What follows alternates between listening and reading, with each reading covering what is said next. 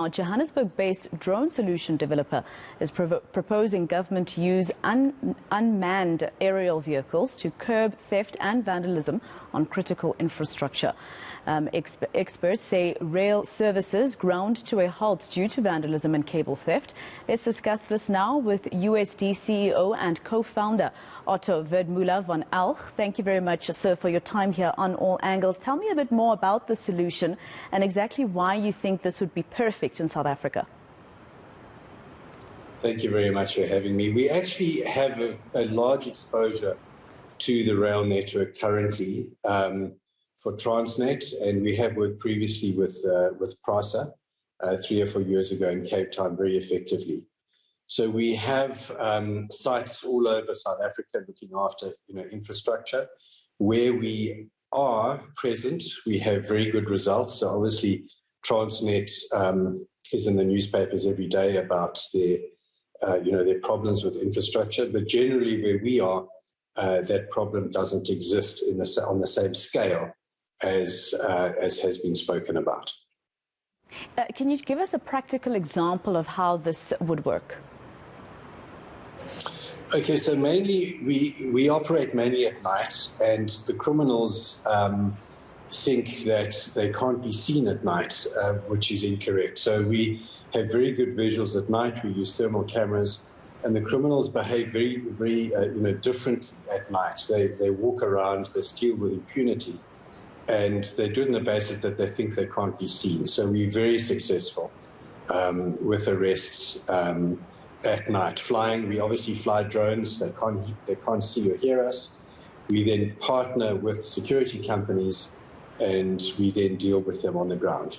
And this is unmanned cables. I think that's what we read on the report, that it's unmanned aerial cables. So it means, does it take away anybody's job, for instance?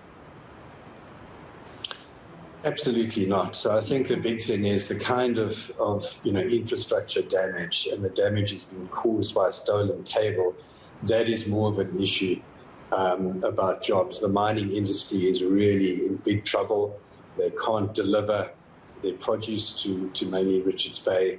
Okay, and that's really the driver of the job problem, not the security guard that his job's been taken away. In fact, there's more people added to the security infrastructure now supporting the drones than there were before. So there's no job issues there.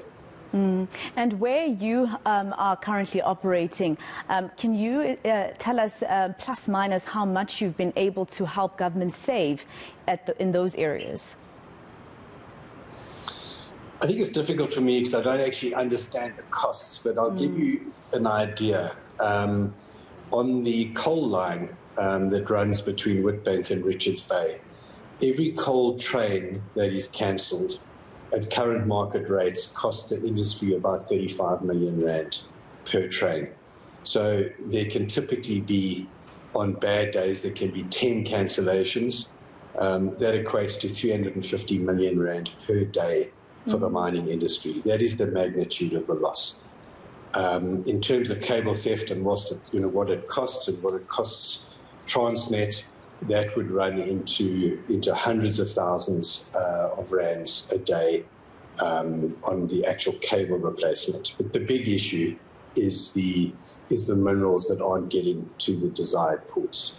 I have to ask you this question. Do you think that, our government in South Africa has basically abandoned the importance of the rail industry in terms of our economy? Finding solutions such as yours, etc. It seems they just idling around and just blaming it on cable theft all the time. Or do you feel that they are proactively trying to find solutions to this problem? I think government is trying to find solutions. To be fair, Transnet and PRASA and the mines, their primary function is to rail and things. It's not really security. I think the security issue is a national problem. There are all sorts of things that can be done. Government is talking about curbing the trade in second-hand copper. I think that's absolutely imperative. Obviously, we think they can move faster. We have a solution. We're incredibly effective, and we just wish we could be spoken to more often and quickly. because we can solve the problem. So I'm assuming from your answer then you are in support of the banning of the trade of copper, etc. And this would obviously possibly help us because it looks like a lucrative business. Yes, we absolutely are, but I think the rub in this is actually monitoring and implementing the rules. I don't think we're particularly good as a country in imposing rules. So the rules may be there, but it's really how we manage the rules. There will still be copper stolen. It will still get out the country illicitly. But it all goes out, in containers. So there are a few ports, so we can deal with it at port level. But that is definitely something that needs to be done. It's an absolute, sort of epidemic.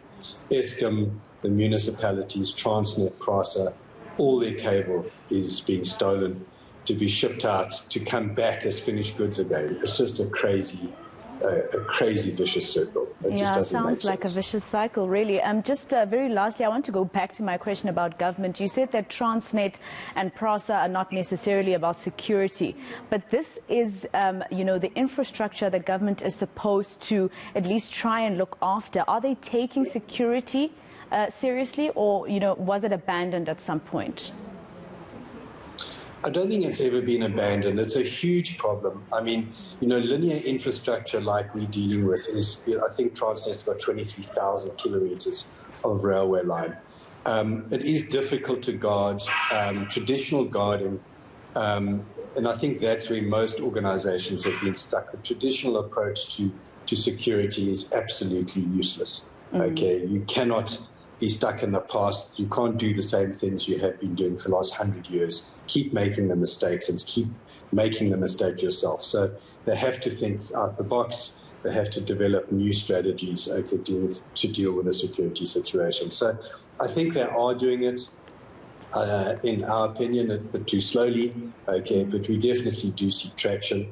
There's public-private partnership that is in place with Transnet. And that is getting traction, and we look to expanding that to other industries besides the coal industry that we're involved in today.